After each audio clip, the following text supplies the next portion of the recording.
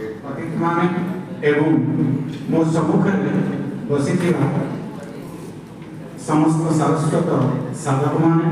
समीक्षक माने एवं विश्वनाथ भाई की भल पाउथिला आपण माने विश्वनाथ भाई आम समय एक बहुचर्चित औपन्यासिक एवं नाट्यकार दुटी दिग को समांतर भाव गति कराइबा एक काठिकर व्यापार गोटे पटे कथा एवं गोटे पटे चरित्र व्यथा दुईटी जक को समांतर भाव कथा एवं नाटक याकू नहीं से ए जगत चलचंचल एवं साहित्य को नहीं से लेखनी की भी चलचंचल करी आम को मंत्रमुग्ध करुछन्ति प्रतिटी बही तांका नूतन नूतन वार्ता समाज को देछि ए उपन्यास आउ गोटे भिन्न वार्ता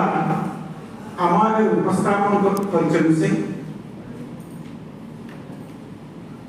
ए जो उपन्यास टी लेखुछन्ति जदि कहि रखिबा आमे अनेक कथा कहू अभिज्ञान शाकुंतल में कालिदास कहिछन्ति कि मीदम उपन्यासतम संस्कृत मैडम प्रस्तुति आगे बोलले कहिबे एटी शकुंतल जेतबेले गोटा कथा को तांकर अनुभूति को तांकर अतीत को रोमंथन करछन्ति राजांक पाखरे से पहुंचुछन्ति सेतबेले तांकर विस्फोरण घटिछि ए विस्फोरण को से कहउछन्ति जे जहा नायिका कहउछन्ति ताहा कपोल कल्पित कहानी उपन्यास कहा गला सर्वप्रथम भारत वर्ष रे एक कपोल कल्पित कहानी किंतु विश्वनाथ भाई जे उपन्यास कथा आमार उपस्थापन करुछन्ति एहा होछि हम समय आम समाज आम चतुर्पार्श्व घुरुथिबा चरित्र मानकर जान पे आलोचना करते समीक्षक बोलते जे जो चरित्र मान से गोटे आनिछन्ति मोर व्यक्तिगत दृष्टि एवं दिग्बଳରେ ମୁଁ आलोचना कले कहिबी जे चरित्र केउ कपोल कल्पित राज्य नहंती